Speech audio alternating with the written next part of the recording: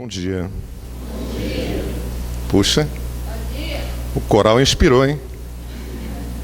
O coral faz isso com a gente. Tudo bem? Tá? Tá tudo bem? Tá? Tá tudo bem? Que bom. A gente repete esse refrão para lembrar sempre que a literatura espírita nos convida a observarmos que Deus é justo e perfeito. Assim sendo, nós estamos no nosso melhor momento evolutivo. E como somos espíritos andarilhos do tempo, e estamos temporariamente habitando um planeta de provas e expiações que caminha para o processo de regeneração, é natural que o mal prevaleça sobre o bem, ou seja, é natural que o desequilíbrio seja maior que o equilíbrio. Então é natural que a gente passe, nesse momento, por dificuldades no campo da afetividade, desemprego, saúde, etc, etc. E quando nós perguntamos se está tudo bem, não é no sentido de que não tenhamos nenhum tipo, nenhuma espécie de problemas. É no sentido de dizer, eu tenho problemas? Sim. Indubitavelmente, sim, tenho problemas. Mas graças a Deus, me encontro lúcido nesse instante para resolver, responder pelos meus problemas. Ou seja, me encontro lúcido nesse instante para vivenciar plenamente esta experiência, que me aparece como um problema. E assim que eu vivenciar esta experiência, virão outras, porque eu preciso me aprimorar. E como eu sou reflexo do meu passado, reflexo do meu pretérito, como eu sou acúmulo de experiências, eu preciso viver muito bem essa experiência. É nesse aspecto que nós perguntamos se está tudo bem. O nosso compromisso com a casa espírita, com a causa espírita, seria no próximo dia 11. Mas nós conversamos com o nosso amigo Virgílio e pedimos para mudar a data, visto que nós temos um outro compromisso no próximo dia 11. E quando nós conversávamos com o Virgílio, nós conversamos sobre o trabalho a ser abordado hoje aqui na casa. E o trabalho sugerido pelo companheiro é um trabalho chamado Nossos Dias. Nossos dias, dias que nós enfrentamos. Precisamos abordar a visão espírita que nos conta, que nos apresenta nesse instante o que nós somos. Nesse instante, para que nós possamos entender, é necessário que a gente veja o seguinte: quando nós estamos aqui conversando, falando, participando, nós podemos ser divididos basicamente em três partes. O corpo, que todo mundo está vendo, o perispírito, que é um corpo semelhante a esse, um corpo intermediário que muitos não estão vendo, e o meu espírito, que não tem forma definida. Quem tem forma definida é o meu perispírito. Espírito seria essa energia que não tem uma forma definida e na sua maior criação criou, na visão do poeta, o meu perispírito, que deu forma à minha condição física. Sempre, sempre seremos espíritos que, nesse momento, estamos habitando esse corpo a fim de adquirirmos experiências. Baseado nessas experiências, eu preciso fazer uma pergunta. Tem alguém que está aqui na casa hoje pela primeira vez? Sejam bem-vindos. Tem alguém que vem em uma casa espírita hoje pela primeira vez? Eu estou entendendo que você é a única pessoa que hoje ouve falar dentro de uma casa espírita que tem noção de casa espírita. É isso? Ótimo.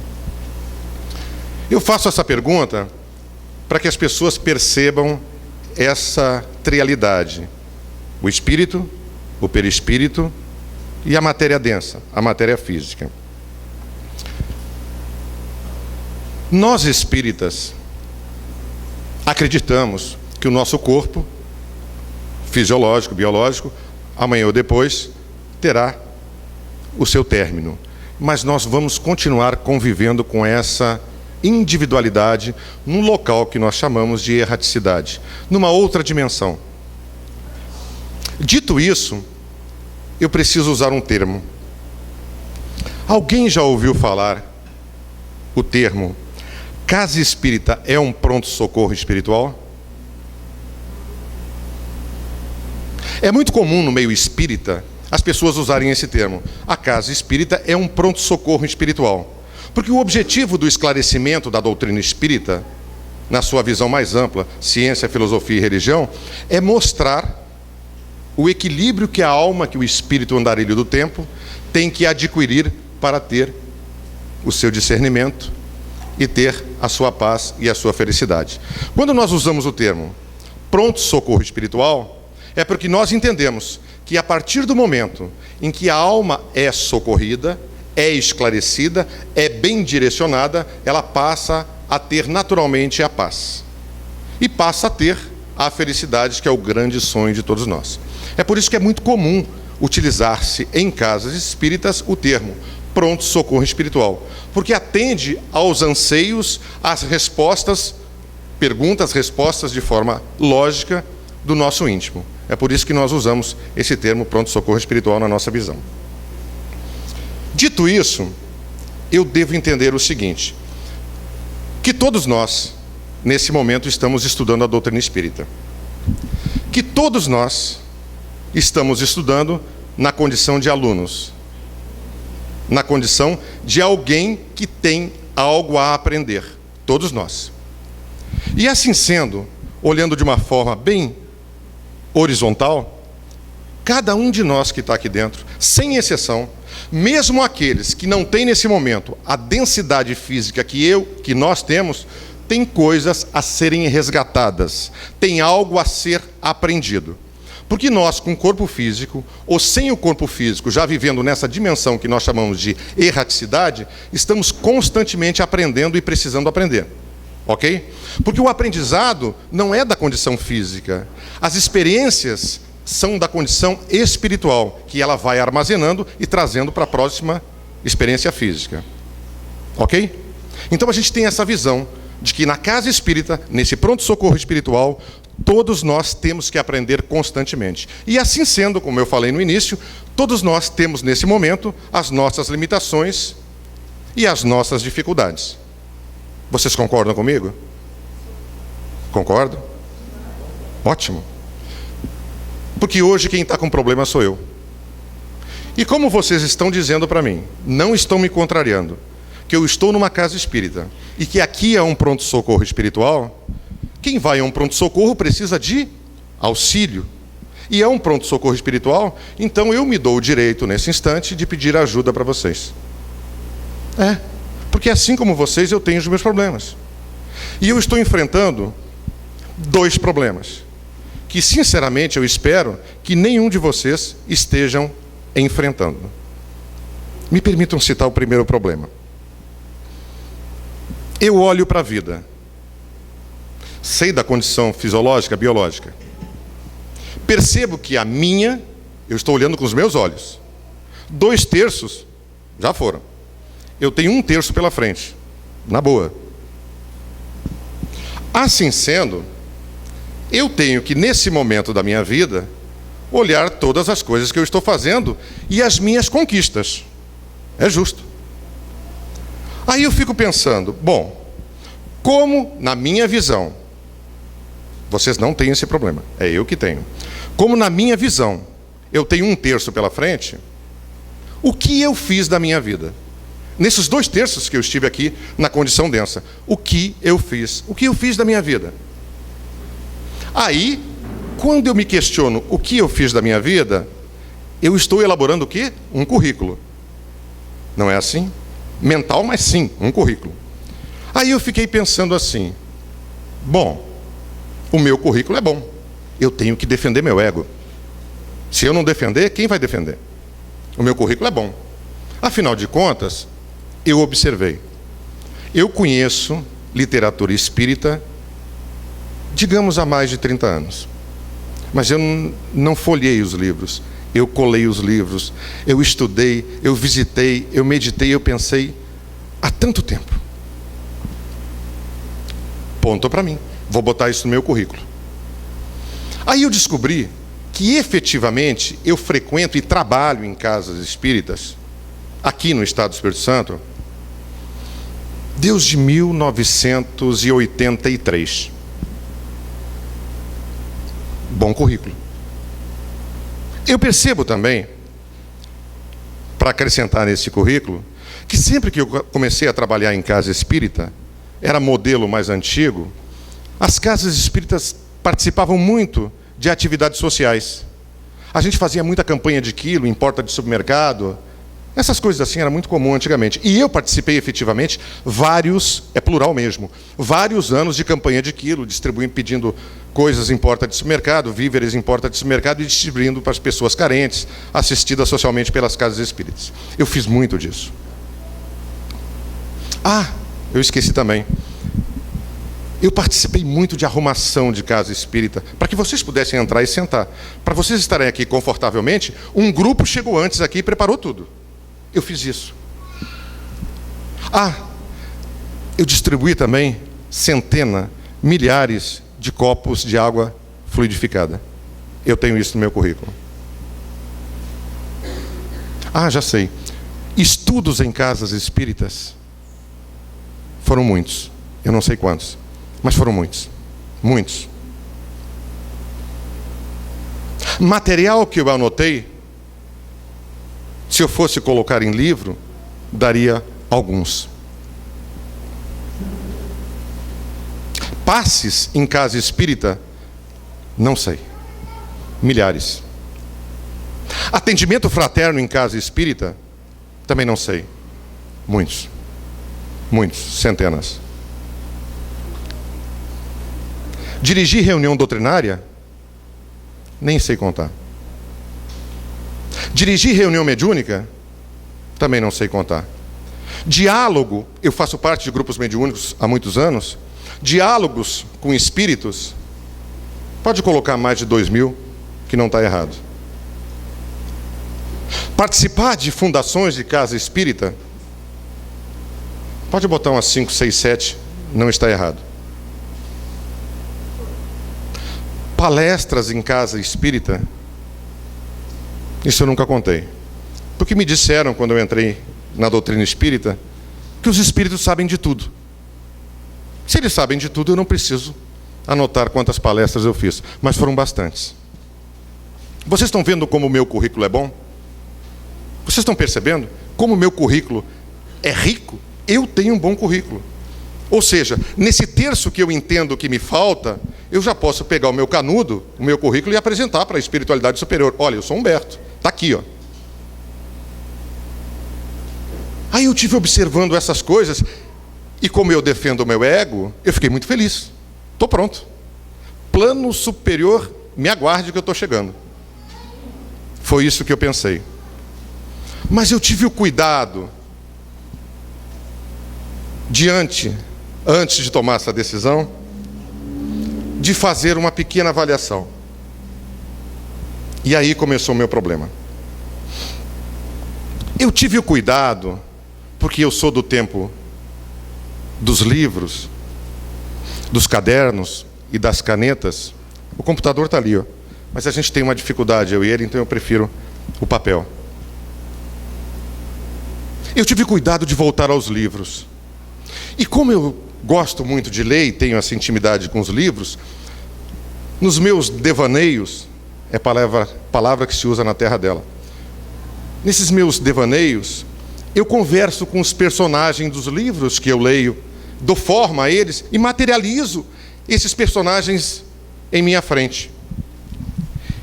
E nessas viagens que eu fiz à literatura espírita, eu tive a coragem de entrevistar, nos meus pensamentos, Chico Xavier. E apresentei esse meu currículo a Chico Xavier. E quando eu apresentei o meu currículo ao Chico Xavier, ao Cândido Chico Xavier, e perguntei para ele como é que estava o meu currículo, Ele olhou nessa simbologia e disse uma frase perfeita: Humberto, ser espírita é ser do Cristo. Aí eu falei, como assim? É isso, Humberto. Ser espírita é ser do Cristo. Aí eu comecei a perceber que o meu currículo não era tão bom assim quanto eu imaginava. Aí eu falei, será? Mas como eu estou criando e eu sou livre no meu processo de criação, eu fui a Kardec. Também apresentaram o meu currículo imaginário. Aí Kardec olha para mim e fala assim, através da sua literatura: reconhece-se o verdadeiro espírita pelo esforço que ele faz em ser alguém melhor. Reconhece-se o verdadeiro espírita pela proposta que ele tem de desenvolver o seu lado moral, ético e espiritual. Meu currículo ficou mais difícil. Mas eu tenho que defender meu ego. Eu tenho que preservá-lo. Aí eu fui no Cristo. E ele disse para mim assim, nesse devaneio: você, para conseguir o que quer, tem que perdoar incondicionalmente. Aí eu vi que o meu currículo não estava tão bom assim. Aí eu pude perceber, nessas visitas simbólicas que eu fiz à literatura, que todos esses passes, todas essas águas fluidificadas, todos esses escritos, todos esses estudos, todas essas palestras, todos esses diálogos, todas essas coisas, verdadeiramente, será que serviram para que eu me tornasse uma pessoa melhor? Ou apenas serviram para que eu me tornasse uma pessoa mais ocupada? Aí é fuga. Ou serviram apenas para me dar informação e cultura? Aí eu vi que o meu currículo estava em xeque. Aí eu fiquei me perguntando, meu Deus, o que eu faço agora? Eu passei trabalhando tantos anos, eu passei estudando tantos anos, participei de tantas coisas, abandonei tantas pessoas próximas a mim para estar lá junto aos outros. O que eu faço nesse terço que me resta, nesse um terço que me resta? Será que tudo isso serviu para me tornar alguém mais carinhoso, mais terno, mais afetuoso com as pessoas que temporariamente estão convivendo comigo? Que as pessoas que eu penso amar nesse instante, será que serviu para tudo isso? Ou eu peguei o meu amor nesse instante que eu sinto por você, por vocês que convivem comigo, amei tanto que eu aprisionei? Às vezes a gente faz isso. A gente pensa que ama tanto que aprisiona. E esquece que verdadeiramente você que está ao meu lado é apenas uma individualidade como eu, uma singularidade. É apenas alguém que vai ficar ao meu lado temporariamente, conquistando as tuas próprias experiências. Eu sei que você é a minha mulher, eu sei que você é o meu marido, eu sei que você é minha mãe, meu pai, meu filho, meu irmão, é meu. Será que, ao invés de te amar, te querer, eu não te coisifiquei, tornei você objeto?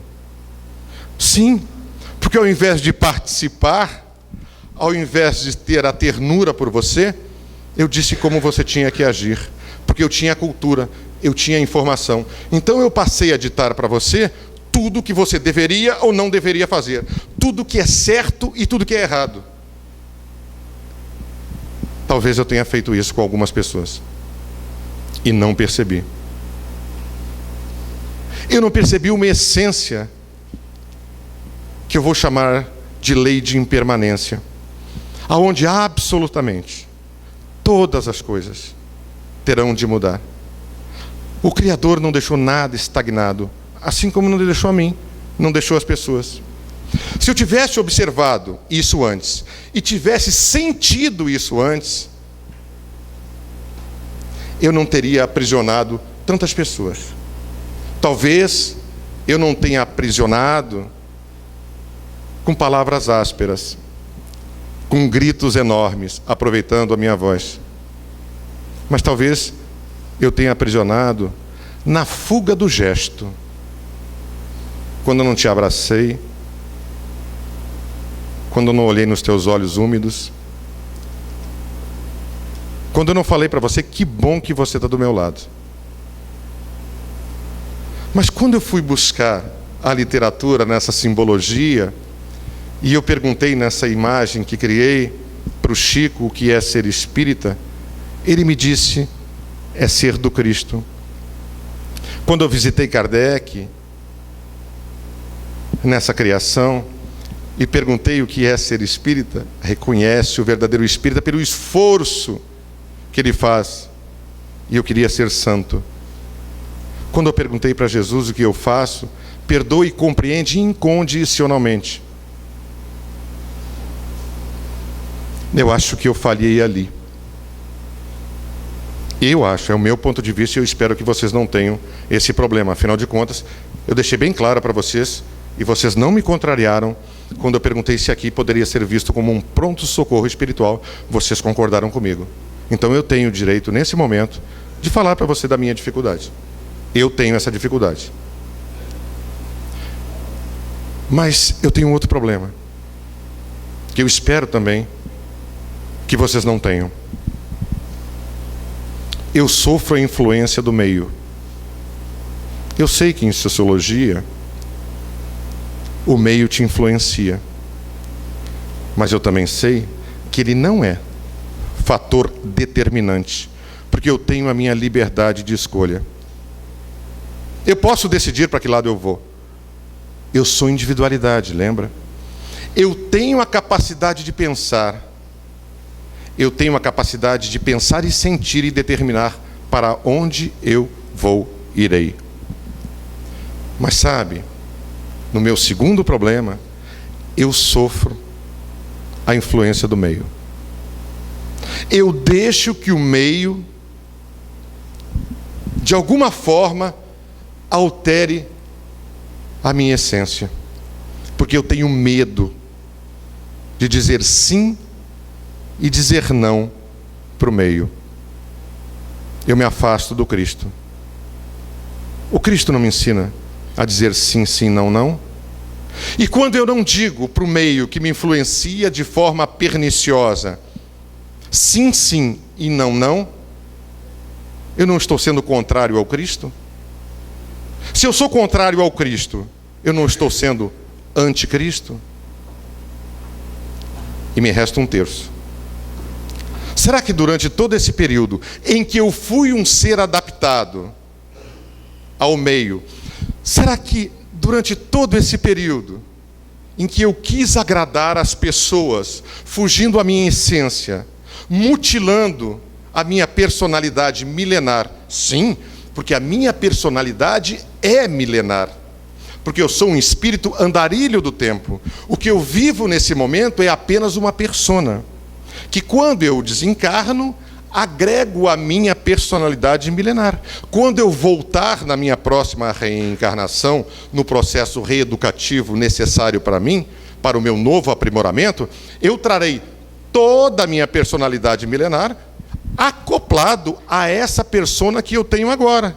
Eu não sou acúmulo de minhas experiências? Então, eu levo para o meu todo essa experiência da minha vida agora, agrego, e quando eu voltar, daqui a alguns anos, eu não sei quando, eu trago a bagagem deste pretérito, deste passado, no meu próximo futuro.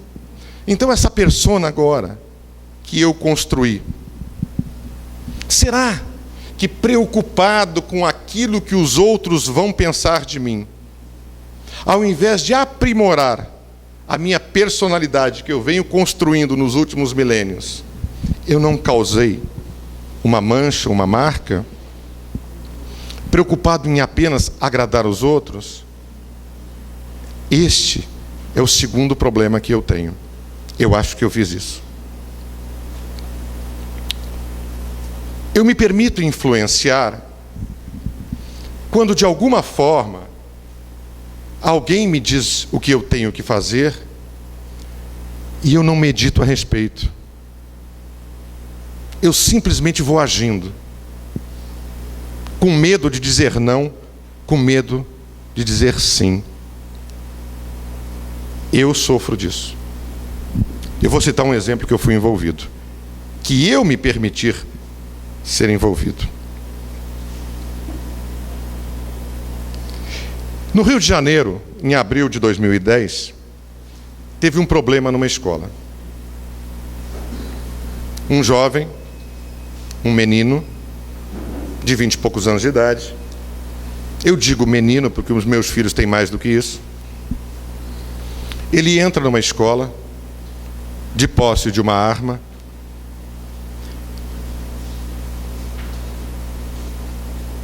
faz desencarnar 12 pessoas e depois comete o suicídio. Imediatamente, a mídia e as pessoas com quem eu convivo em meu condomínio gritam: é um psicopata, é um louco. Imediatamente, eles me convidam à revolta, porque ele é um louco, é um psicopata. Imediatamente, a mídia me apresenta, televisiva, impressa, ele como psicopata. Imediatamente, os doutores, pseudodeuses, palavras de Raul Teixeira, então eu posso copiar, pseudodeuses,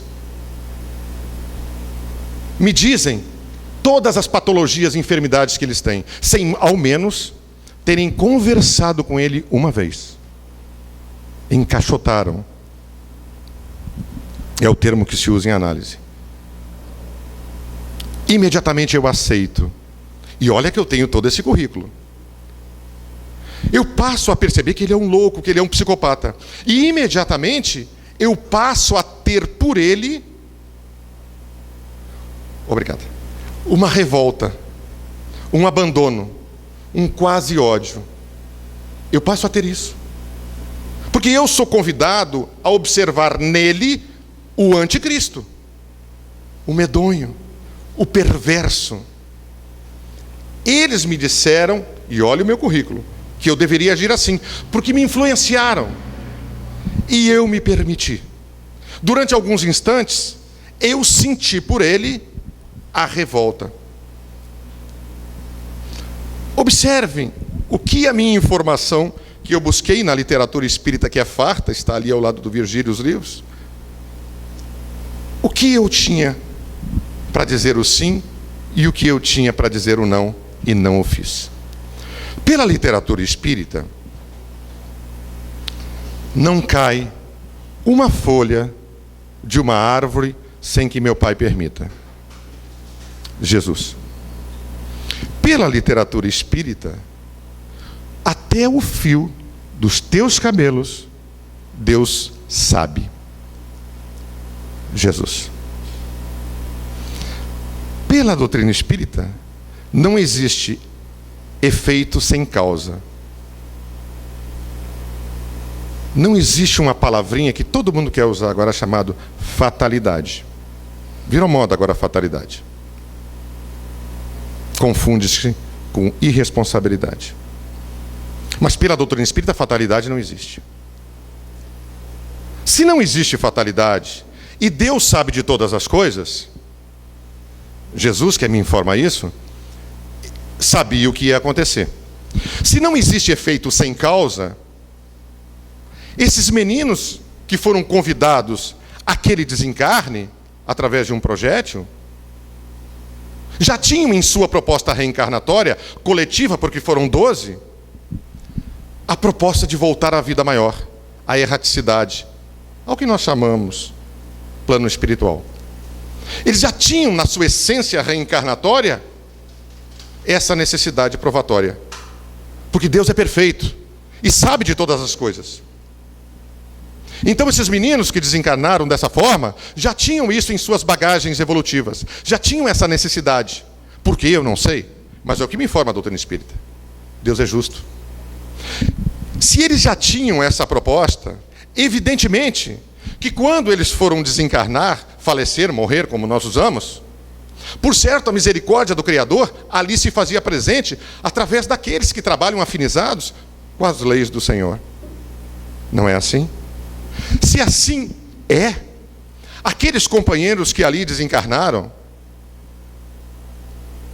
estavam sendo recolhidos pela espiritualidade, literatura espírita.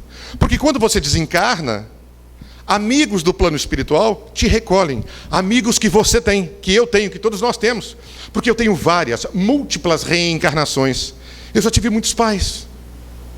Já tive muitas mães, muitos maridos, muitas mulheres. Espírito não tem sexo, o perispírito tem.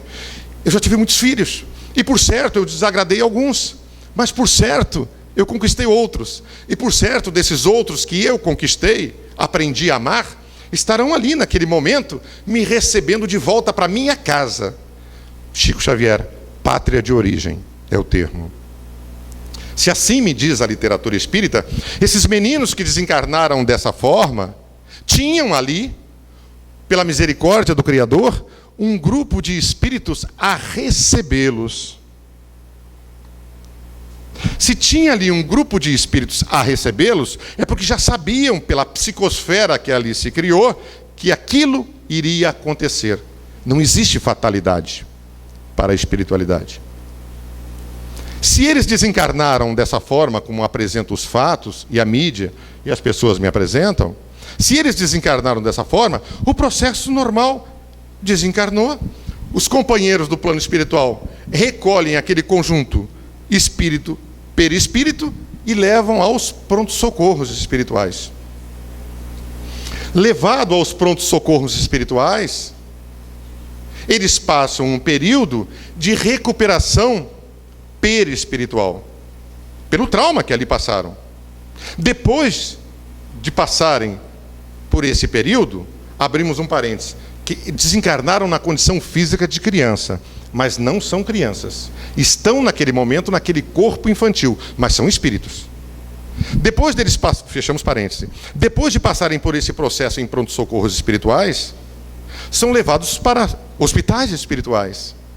O mundo físico é uma cópia imperfeita do mundo espiritual. O Cândido, Chico Xavier e André Luiz. Se aqui tem, é porque veio de lá. Depois de passar por os hospitais do plano espiritual, são levados para colônias, para escolas, para se reeducarem e reencarnarem.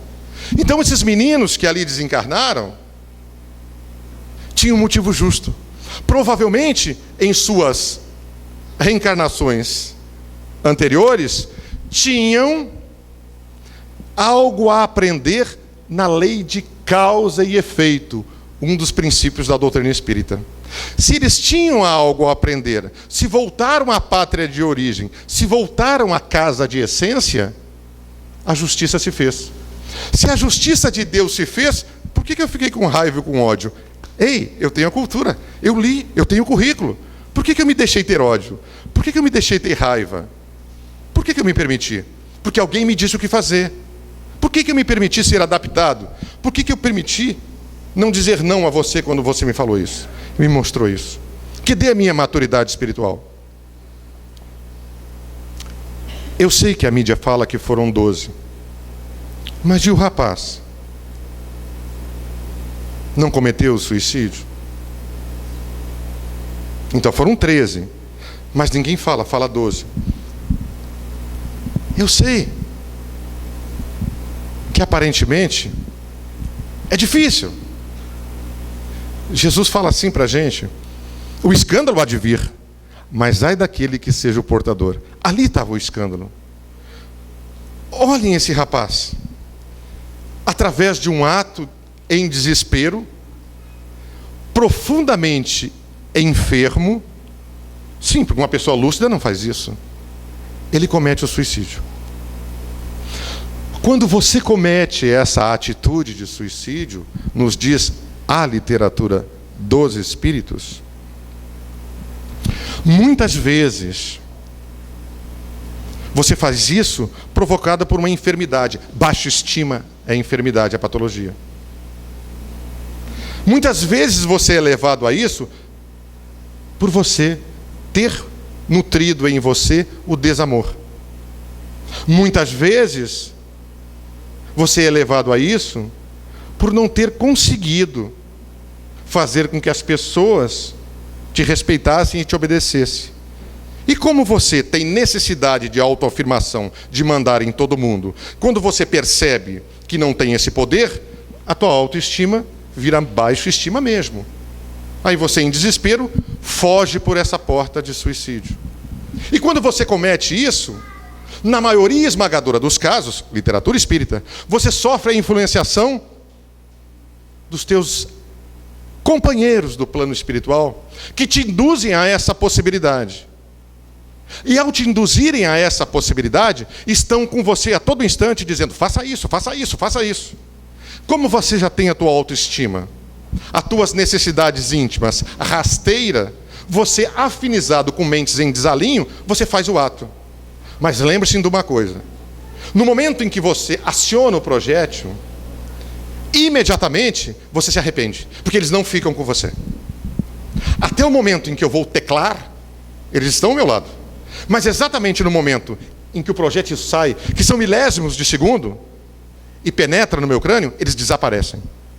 Literatura espírita. E ao desaparecer, eu me arrependo. Eu não era para ter feito isso, mas não dá mais tempo. Eu sou um suicida. Imediatamente quando se dá esse efeito, eu sou transportado pela misericórdia do Criador a regiões aonde também tenho companheiros com esses desalinhos, que nós chamamos Vale dos Suicidas. Eu sou levado até lá por leis de afinidade, imantações. Eu preciso estar ali. Diz o Dr. Adolfo Bezerra de Menezes que é a misericórdia do Criador. Porque se eu não fosse para aqueles vales, eu enlouquecido do jeito que eu percebo estar, porque eu destruí a minha conjuntura física e continuo com os mesmos problemas, criaria para aqueles outros que ali ficaram toda espécie de embaraços, criaria para os outros todos os desequilíbrios, e além da responsabilidade do meu extermínio, eu seria corresponsável pelo dos outros. Então a única saída que sobra é essa imantação para o Vale do Suicida, como forma de salvar um pouco a minha paz. Olha a informação que eu tenho. Chegando lá, eu fico um período que eu não posso determinar, até o momento em que companheiros do plano espiritual, que normalmente são chamados de trabalhadores de Maria, possam ir até esses vales, me esclarecer sobre a continuidade da vida e sobre as minhas dificuldades. Nesse instante, eu acabo quebrando, rompendo as minhas resistências, não as culturais, mas as afetivas, que fazem parte do meu campo afetivo, e baixando a minha fúria. Quando eu faço isso, esse movimento nesses vales, eu amplio a minha possibilidade psíquica. A doutrina espírita chama de antenas psíquicas. André Luiz e Chico. Quando eu faço esse movimento, eu capto as informações de espíritos mais esclarecidos, afetivamente, e com conhecimento maior do que o meu, sobre aquelas dificuldades que eu enfrento. Assim eu estou mais receptivo. Espíritos que sempre estiveram me orientando e eu não percebi. A partir desse instante, eu estou pronto a sair dali e a ser levado para os prontos-socorros, depois de muito tempo, para os hospitais, para as escolas, para as colônias espirituais. Depois de muito tempo, sou convidado a reencarnar, trazendo para a minha próxima condição física toda aquela condição lesada. Se eu dei um tiro, se eu me pulei na frente de um carro, se eu pulei da ponte, eu trago todo o meu organismo deteriorado. Normalmente vem acompanhado de surdez, de câncer, etc, etc, com agravantes. Eu preciso de muitas reencarnações para sair desse processo. Muitas. E eu tenho um problema. ação reflexiva. Quando chegar à própria idade do suicídio passado, eu vou tentar de novo. Eu tenho essa informação. E eles me disseram, a mídia me disse, que eu tinha que sentir aquilo por aquele rapaz. E eu tenho essa informação e eu me permiti sentir isso por esse rapaz. Aí eu pergunto, será que ele tinha o meu conhecimento? Será que ele tinha a minha cultura? Ele era um enfermo. Se ele era um enfermo, se permitiu a essa situação, eu sou o quê? Que tenho consciência, acredito ter lucidez, tenho a informação e me permito sentir isso. Quem é mais enfermo? Você viu o meu currículo? Será que ele está sendo útil para mim? Eu fico me perguntando, por que eu não penso nessas coisas antes de alguém determinar o que eu devo sentir? Porque quando eu sinto alguma coisa por alguém, eu vou emitindo cargas eletromagnéticas que vão de encontro até aquela pessoa. Esse rapaz não precisava do meu ódio, porque ele já tem um ódio de um monte de gente desequilibrada como eu. Não precisava mais do meu. Aí eu volto ao Cândido Chico. Chico, o que é ser espírita? Aí ele olha para mim, o Cândido, na minha simbologia, evidentemente, diz, olha, Humberto, ser espírita é ser do Cristo. Defendendo o meu ego, eu vou procurar Kardec. Kardec, o que é ser espírita? Olha, Humberto, ser espírita, eu reconheço o espírita pelo esforço que ele faz em se melhorar. Eu ainda querendo defender o meu ego a todo custo, eu vou ao Cristo. E ele me diz, não julga, Humberto, só o Pai pode julgar. Perdoa incondicionalmente. Eu disse para vocês que eu tinha 2 problemas. Vocês me autorizaram a revelar os meus 2 problemas quando vocês silenciaram e não protestaram. Eu espero que vocês não tenham esses problemas. Eu espero que, de alguma forma, na hora que a problemática se apresentar, vocês possam lembrar de Marcos, por exemplo, o apóstolo. Ele diz, no capítulo 13, versículo 33, olhai, vigiai e orar. Essas 3 coisinhas. Olhai, vigiar e orar. Se não der para ir até o apóstolo, vá no Cândido, na conversa dele com Emmanuel. Chico, diante do escândalo, olha, cala-te e segue, porque você já fez isso. Eu não tenho o poder de julgar ninguém. Só o Criador tem esse poder. Porque somente o Criador tem nas mãos a misericórdia. Somente o Criador. Quando nós viemos conversar com vocês nesse dia de domingo, e nós tínhamos conversado com o Virgílio sobre isso, a gente trouxe esses 2 problemas para vocês. Porque eu tenho esses problemas. Para que vocês utilizem das nossas experiências no sentido de vivenciarem as próprias experiências sem as limitações que nós enfrentamos. Porque nós temos um currículo. E tem outros que têm um currículo muito mais rico que o nosso, que talvez passem por essas dificuldades. E a gente lembra que nós somos espíritos andarilhos do tempo, que esse momento é apenas de uma experiência. Uma experiência que tem que ser burilada e trabalhada. Mas eu tenho um terço, e eu lembro do Cristo. Humberto, levanta-te. Humberto, anda. Não peques mais, Humberto. Caminha. Sabe o que eu vou fazer nesse terço que me resta? Eu vou olhar para o Cristo. Vou dizer, por favor, me dá tua mão. Porque daí eu sei qual estrada que eu estou. Me dá tua mão, no nosso ponto de vista pessoal, é entender como o Cristo agia diante dos escândalos, como ele agia diante das impressões, das apresentações, como ele agia junto, presente da mídia da época, que trazia até ele os escândalos. Isso eu posso fazer. E eu me atrevo a dizer que qualquer um de nós que pensa pode dizer sim e pode dizer não. É só a gente parar.